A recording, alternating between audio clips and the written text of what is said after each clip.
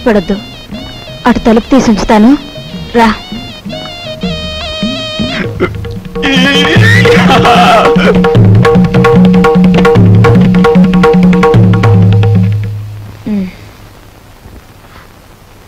ఏమిటి మీ చేతిలో? ఇవ్వండి. ఏం లేదు, ఏం లేదు. డాక్టర్ మీకేం చెప్పారు? వీడియోలు కాల్స్ వద్దన్నారా లేదా?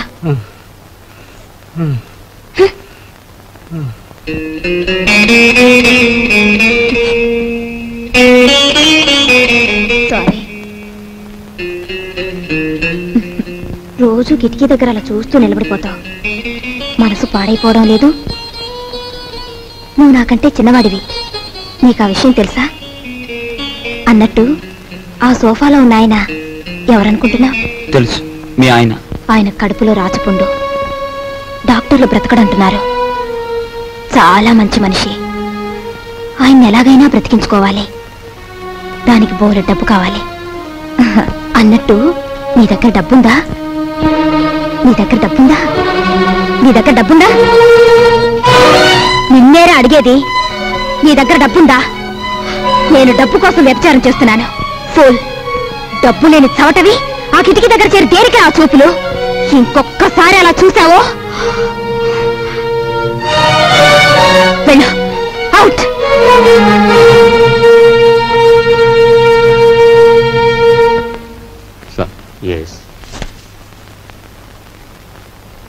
సార్, నా కూతురు వివాహానికి పిఎఫ్ లోనికి అప్లికేషన్ పెట్టాను. అందులో సగమే శాంక్షన్ చేశారు. చూడండి, ఇప్పటికే మీ జీతం మీద అన్ని రకాల అప్పులు తీసుకున్నారు. అందుకే హెడ్ ఆఫీస్ సగమే శాంక్షన్ చేసింది. అది కాదు సార్. మీ మీద ఎంత అభిమానం ఉన్నా రూల్స్ కు విరుద్ధంగా నేనేం చేయలేను. I'm sorry.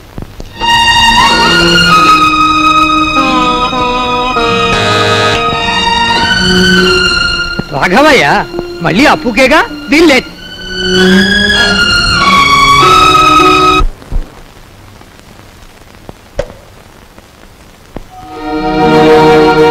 మీరా? ఎక్కడి నుంచి నాన్న? ఈ వీధిలో ఎవరో అప్పిచ్చేవారున్నారంటే అడగాలని వచ్చాను.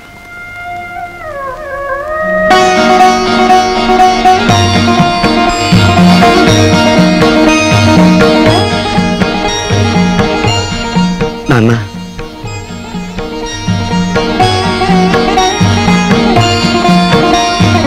మట్టి తొక్కుతున్నావని నిన్ను ఏసడించుకుని అప్పుల కోసం వీధుల వెంట తిరగటం అంతకంటే అసహ్యమని నాకు తెలుసు.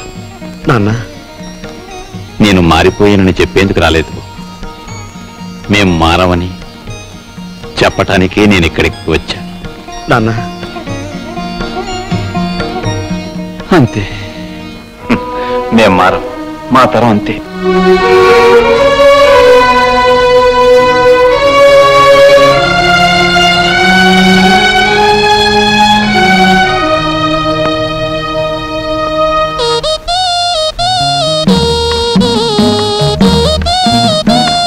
నేను డబ్బు కోసం వ్యభిచారం చేస్తున్నాను. ఫూల్. డబ్బు నేను చవటని ఆ కిటికీ దగ్గర చేరి దేనికి ఆ చూపులు? ఏమిటండి అలా ఉన్నారు? సావిత్రికి మనం డబ్బు ఇవ్వలేదనుకో, సావిత్రి వాళ్ళ ఆయన మనల్ని వీధిలోకి ఇడుస్తారు. సరస్వతి పెళ్లి వద్దన్నామనుకో, దానిది చిన్న వయస్సు. ఈ పెళ్లి చెడిపోవటం అది భరించలేదు. మీరేం బాధపడకండి. ఇవి మనకి ఎప్పుడూ ఉన్న కష్టాలేగా. మిమ్మల్ని చూస్తుంటే నాకేమిటో భయంగా ఉంది. ఈ భయాలతోనే మనందరం నాన్నగారి బాధ్యతను పెంచేస్తున్నాం. మనం ఎదిరించి ఓ నిర్ణయం తీసుకోకపోతే అవి పరిష్కారం కావు. అమ్మా, అమ్మా. నువ్వా బాబు? రా.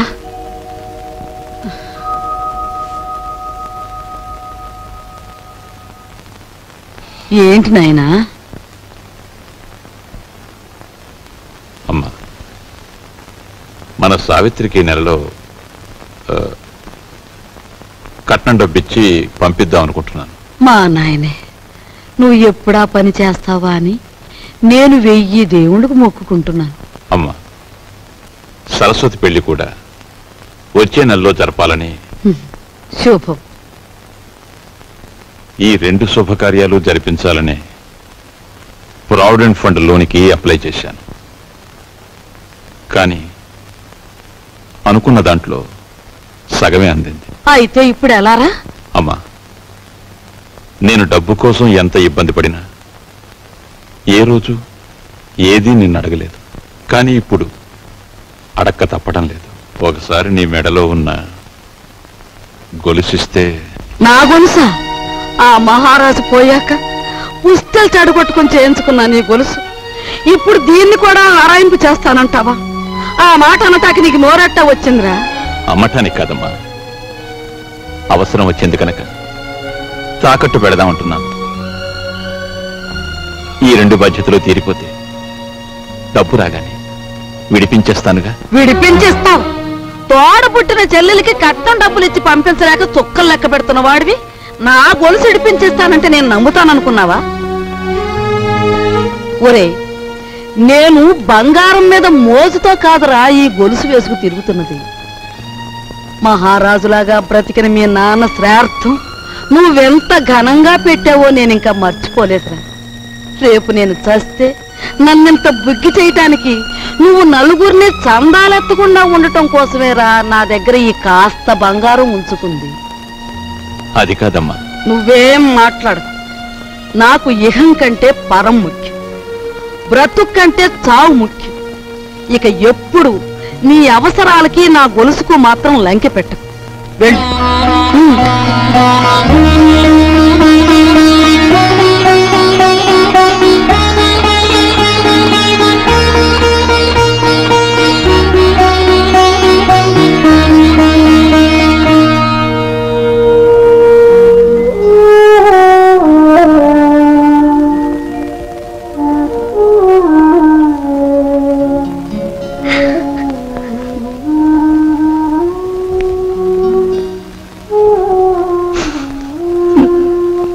ఈ భయాలతోనే మన అందరం నాన్నగారి బాధ్యతను పెంచేస్తున్నాం.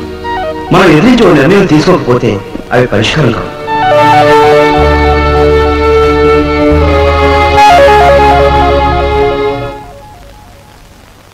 అమ్మాయి సావిత్రి, ఏమా మీ అన్నయ్యకి ఏదో డబ్బు వచ్చినట్టుంది.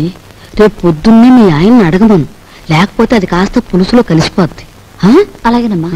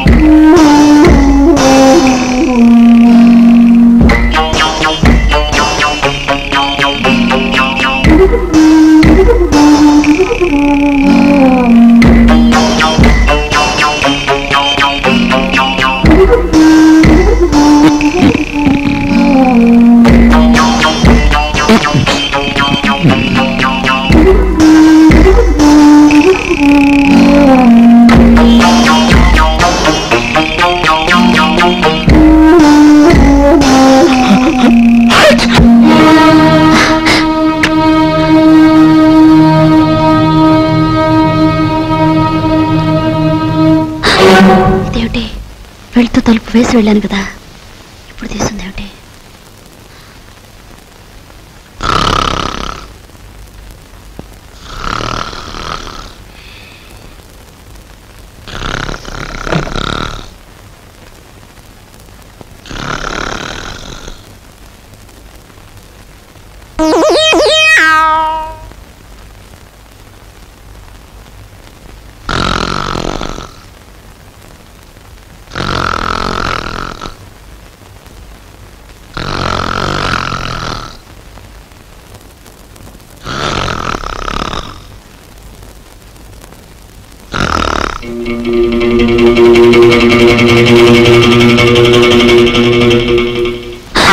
ఏమిటండి, ఏమైంది? ఏం లేదే, ఒంటరిగా పడుకుంటే నిద్దట్లో పేడకాలు వస్తున్నాయి. పడుకుందాం పద. అసలే నా ఒంట్లో బాగోలేదండి, పడుకోండి. నా మాట వినవే ప్లీజ్. ప్లీజ్ అండి, నా మాట విని పడుకోండి. సరే, ఏం చేస్తాం. Good night. Good night.